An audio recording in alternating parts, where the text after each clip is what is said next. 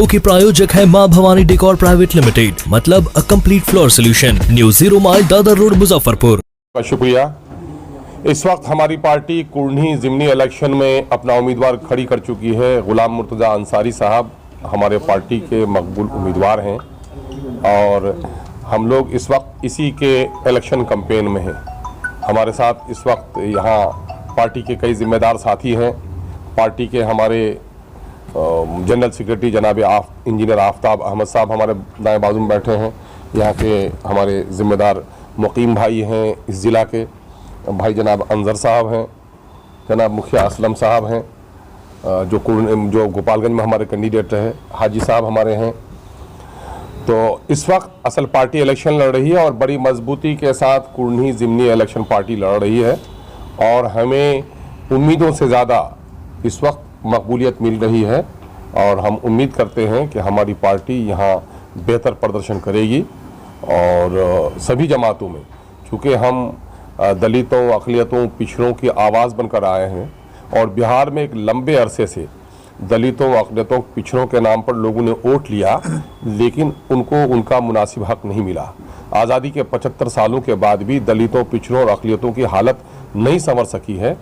जो लोग फासिस्ट हैं, जो लोग फ़िरका परस्ती की सियासत करते हैं, उनका जुल्म तो है ही कि मजहबी जुनून और धार्मिक उन्माद फैलाकर राजनीतिक रोटी सेकने वाली बीजेपी हो या फिर सेकुलरिज्म की बात करने वाली दूसरी पार्टियां।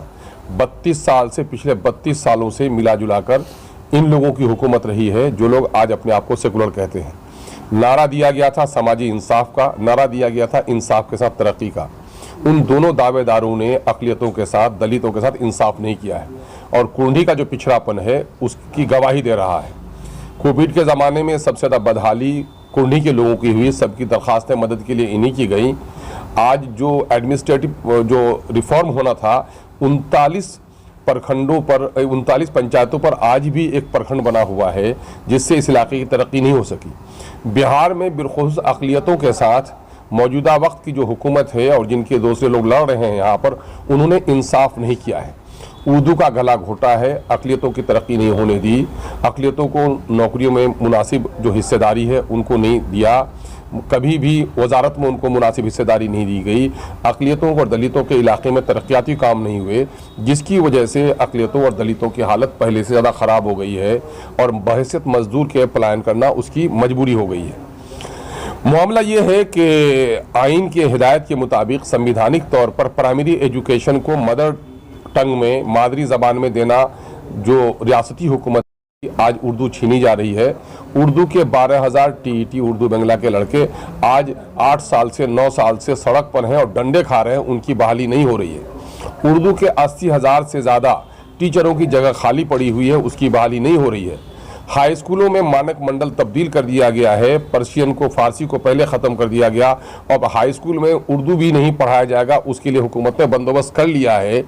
मदरसा के टीचरों का मसला अब तक हल नहीं हुआ। जो मदरसा इस्लामिया शमसुल हुदा है उसमें टीचर बहाली नहीं हुए। उर्दू एकेडमी का बुरा हाल है, मदरसा बोर्ड का चेयरमैन नहीं चुना गया। अक़लियतों के जो भी मसाइल हैं उसके हल के तरफ से हुकूमत काफ़ी गफलत बरत रही है। चाहे यहाँ गुलनाज की हत्या हो, चाहे यहाँ पर सनोबर की हत्या हो, चाहे ज़ैनुल आबिदीन का मसला हो, सब पर हुकूमत चुप्पी किए हुए है। 2019 में है मुखिया आलीशान का बेईमाना कत्ल हुआ, 18 गोलियां उसके सीने में दागी गईं। जो कातिल है वो घूम रहा है और जो मकतूल है, फरियादी, उसके ख़ानदान के लोग आज भी आंसू बहा रहे हैं और कोई इंसाफ नहीं दिला पा रही है हुकूमत। आज तक चार्जशीट भी नहीं किया गया है। तो ये सारी चीज़ें इस बात की अलामत हैं कि कानून की हुक्मरानी बाकी नहीं रही है। अक़लियतों और दलितों के साथ हुकूमत मुनसिफाना अमल नहीं कर रही है। इसी वजह से लोग हमें वोट दें, इनको आजमाए हुए हैं।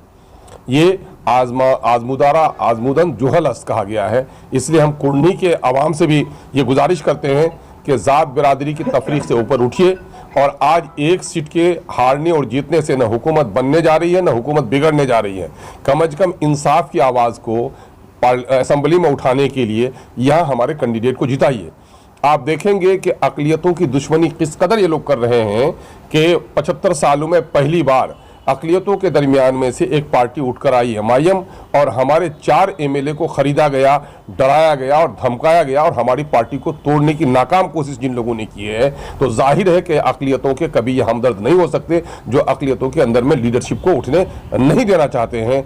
हम कुर्नी के आवाम से दामन फैलाकर ये कहते हैं कि हमारे साथ इंसाफ कीजिए, जिन लोगों ने साथ हमसे जुल्म किया है उनके साथ बदला लेना आपकी जिम्मेदारी है। दूसरी बात यह है कि आप किनको वोट देंगे। जो बरसर इख्तियार पार्टी है उसके उम्मीदवार को अगर आप वोट देते हैं तो समझिए कि आप कहीं ना कहीं बीजेपी को वोट दे रहे हैं। इसलिए अगर बीजेपी से आपको नफरत है, कोई ठिकाना इनका नहीं है, ये बार बार कहते रहे हैं, ये अपने बयान से पलटते रहे हैं, सेकुलरिज्म का सहारा लेते हैं, फिर बीजेपी में चले जाते हैं, तो ये कल बीजेपी में चले जाएं तो आपको अपने वोट को आज ही तहफ़्फ़ुज़ करना चाहिए और हमारे कैंडिडेट को वोट देकर जिताइए।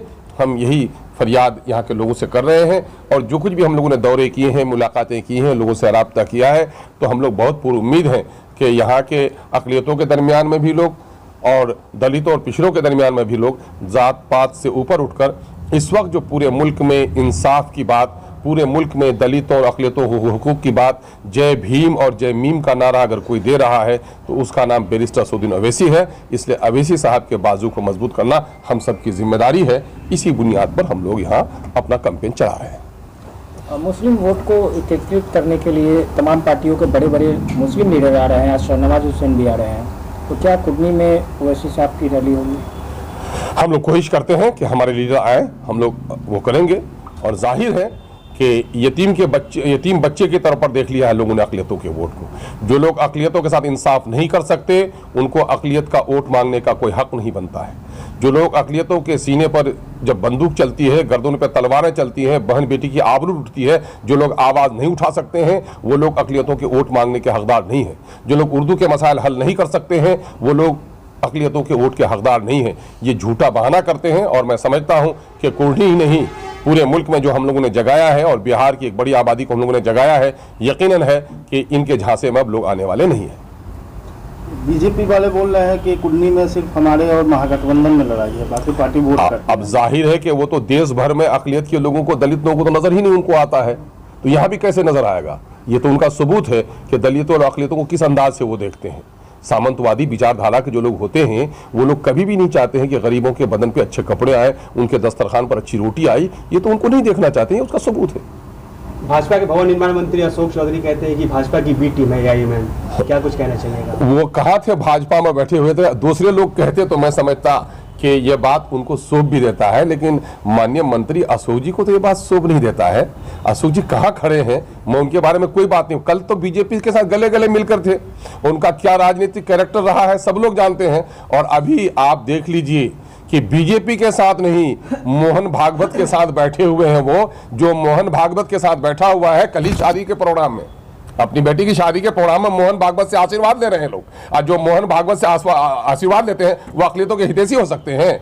बीजेपी ही नहीं, आरएसएस में है ऐसे लोग, इसलिए इनके धोखे में लोग नहीं आएंगे। इख्तिदार का नशा है, कुर्सी मिली हुई है तो जो शब्द आए बोल दें, और हमारे भी जो कुछ कल्लू जुम्मन है उस पर सर हिला देते हैं, तो इन कल्लू जुम्मन को भी अकल आ जाएगी।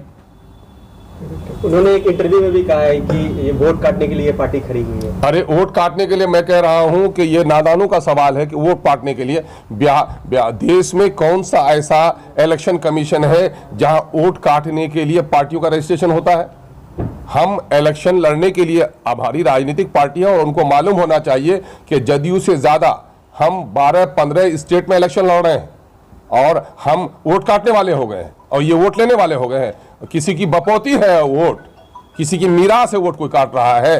वोट जनता का फैसला है, जनता जिसको चाहेगी वोट देगी। ये बौखलाए हुए लोगों की आवाज है कि वोट काटने के लिए खड़े हुए। हम तो जीत कर भी आए हैं ना, तो हम जीत कर आए तो कितनी पेट में ऐठन हो गई कि दोनों ने मिलकर हमारे लोगों को तोड़ा है। हम वोट काटने नहीं आए हैं, हम जालिमों को, नाइंसाफों को, दलितों, पिछड़ों और अक़लियतों के हक मारी करने वालों के खिलाफ आवाज उठाने के लिए आए हैं। इसलिए ये बेचैनी के जुमले उनके हैं। बात बिल्कुल ही गलत है। हम 2015 में इलेक्शन लड़ने के लिए बिहार में आए थे और सीमांचल के इलाके में 2015 से MIM इलेक्शन लड़ रही है और बैरिस्टर असदुद्दीन ओवैसी साहब सीमांचल के इलाकों में एक नहीं बल्कि सैकड़ों जलसे कर चुके हैं। इसलिए ये बात तो गलत है कि MIM पहली बार यहाँ पर आई है बिहार में। दूसरी चीज़ ये है कि जब 15 के बाद हम इलेक्शन लड़े सीमांचल के इलाके में, चूँकि हमारा ये पॉलिसी था शुरू से कि हम सीमांचल के इलाकों में ही इलेक्शन लड़ेंगे और बाहर बिहार के दूसरे क्षेत्रों में नहीं जाएंगे, तो हम वहीं पर हमने कंसंट्रेट किया और वहाँ से हमारे 6 MLA जीते। इतनी हमारी मेहनत के बाद 6 MLA जीते, 1 MLA जो है मध्यावधि चुनाव में जीत कर आए और फिर 2020 के इलेक्शन में हमारे 5 MLA जीत गए। तो ये 6 MLA जब जीत कर असेंबली में पहुंचे तो इनको तकलीफ होने लगी और इनके पेट में दर्द होने लगा, खास करके उन लोगों को जिन लोगों ने समझ रहा था कि ये उनकी बपौती है, या शायद हम कोई बंधुआ मजदूर है, ये अकलियतों का वोट ये जब चाहे लेते रहते हैं, बगैर मांगे हुए हम वोट देते रहते हैं। तो इन्होंने समझा कि शायद MIM आने से तो हमारे लिए खतरा बन गया है, तो इन्होंने वो जो है हम कोशिश किया कि हमारी पार्टी को तोड़े और लालच देकर करोड़ों रुपये में इन्होंने हमारे MLA को ख़रीदा है और कोशिश की है कि हम ये MIM को तोड़ दें। लेकिन आज हालत ये है कि पहली बार जब इलेक्शन में हमारे जो 5-4 MLA को उन्होंने तोड़ा, तो उसके बाद पहला इलेक्शन हमने जो है अभी हाल में पिछले दिनों गोपालगंज के अंदर लड़ा। और आप सब जानते हैं कि गोपालगंज के इलाके के अंदर हमारे मुखिया असलम साहब बैठे हुए हैं यहाँ पर, वहाँ जो कैंडिडेट थे बिल्कुल 7 या 8 रोज़, हमको 10 रोज़ वक्त मिला था वहाँ पर कंपेन करने का। हमारा वहाँ से पहले संगठन भी नहीं था कोई ख़ास, लेकिन उसके बावजूद हम मजबूती से वहाँ हमने वोट लिया, 12,000 से ज़्यादा वोट लिया और एक नई पार्टी बिल्कुल पहली बार जो इलेक्शन लड़ रही थी वो अपने इलेक्शन में तीसरी पोजीशन हासिल की और बड़ी बड़ी पार्टियों को हमने पीछे छोड़ दिया। तो ऐसी बात नहीं है, हमारी जो है इस वक्त पज़िराई हर जगह हो रही है, हर जगह से लोग का डिमांड हो रहा है कि अब सीमांचल से अब निकल के आप सारे बिहार में जाइए। और हमें आज यहाँ से ऐलान करते हैं कि जिस तरह से हमारे साथ इन्होंने व्यवहार किया है, जिस तरह से हमारे MLA को यह तोड़ कर ले गए हैं, ये इसका खमियाजा भुगतना होगा। और MIM ने फैसला किया है, बैरिस्टर असदुद्दीन ओवैसी साहब ने फैसला किया है कि हम सारे बिहार में इलेक्शन लड़ेंगे और बिहार के 243 सीटों पर हमारी तैयारी चल रही है। और आगे के इलेक्शन में 25 का जब इलेक्शन आएगा तो आप देखेंगे कि MIM से सीमांचल तक नहीं बल्कि सारी जगहों पर रहेगी। जहां तक कुढ़नी का सवाल है, कुढ़नी में बड़ी मजबूती के साथ इलेक्शन लड़ रहे हैं। और ये जो लोग जो A टीम और B टीम की बात कर रहे हैं, जो कल तक जो है बीजेपी के साथ गलबहियां कर रहे थे, जिन्होंने 17 साल से हुकूमत की है जदयू वालों ने बीजेपी के साथ, वो उनको बोलने का मुंह नहीं है। वो किस मुंह से बोलते हैं कि हम बीजेपी के साथ होंगे या बीजेपी को मदद पहुंचा रहे हैं? आपने तो खुद उनके साथ हुकूमत की है। और 2002 के अंदर जब गोधरा का जब ट्रेन जला था गोधरा स्टेशन के ऊपर, तो पता है आपको उस जमाने में रेलवे मिनिस्टर कौन था? यही नीतीश कुमार जी जो रेलवे मिनिस्टर थे उस जमाने में, और इन्होंने कोई कार्रवाई नहीं की थी। और नतीजा हुआ कि उसके बाद जो है सारे गुजरात में जो है कत्लेआम हुआ और अक़लियतों के लोग जो है 3,000 से ज़्यादा लोग मारे गए और करोड़ों और अरबों की प्रॉपर्टी उनको हुई। तो ये नीतीश कुमार जी की पार्टी या जदयू, उनको तो बोलने का हक ही नहीं है। और राजद वाले, जहाँ तक मामला है, राजद वाले तो मैदान छोड़कर भाग गए हैं। गोपालगंज में उनको ऐसी चोट लगी है और ऐसी जो है उनको तकलीफ पहुंची है कि उन्होंने हिम्मत भी नहीं की कुढ़नी में आके इलेक्शन लड़े। इसलिए हम बहुत मजबूती से इलेक्शन लड़ रहे हैं और इंशाल्लाह हम मजबूती से हमारा जो है वो यहाँ पर जो है विस्तार भी होगा और काम भी आगे बढ़ेगा और हमें वोट भी मिलेगा। इसकी क्या लग रहा है? कुढ़नी में बड़ा अच्छा रिस्पॉन्स मिल रहा है हर जगह से, हर फिक्रे से, हर तरह के लोगों से, चाहे दलित हों, चाहे पिछड़े हों, चाहे अक़लियत के लोग हैं, हर तरफ जो है हमारी पज़िराई हो रही है। और लोग कहते हैं कि अब की बार हम वोट देंगे। हमने इन लोगों को तो 30 साल से वोट दिया। हमने जो है 1990 से लालू जी की सरकार बनी बिहार में और उसके बाद आप 30 सालों में देखिए बीजेपी की सरकार भी रही, राजद की सरकार भी रही, जदयू की सरकार रही। तो 30 साल में आपने बिहार को दिया ही क्या है? आपने ये दिया है कि अभी जैसे कि हमारे प्रांतीय अध्यक्ष ने कहा कि जब पिछले दिनों कोविड हुआ सारे हिंदुस्तान में, तो वहाँ पर बिहार में ये सरकार ने कहा था कि आप मदद के लिए दरख्वास्त दीजिए। तो कल के अखबार में ये बात छपी है कि सबसे ज़्यादा दरख्वास्त कुढ़नी क्षेत्र से गई थी, 10,000 दरख्वास्तें गई थी वहाँ से कि लोग हमको मदद चाहिए। तो कुढ़नी की हालत तो आपने ये कर रखा है।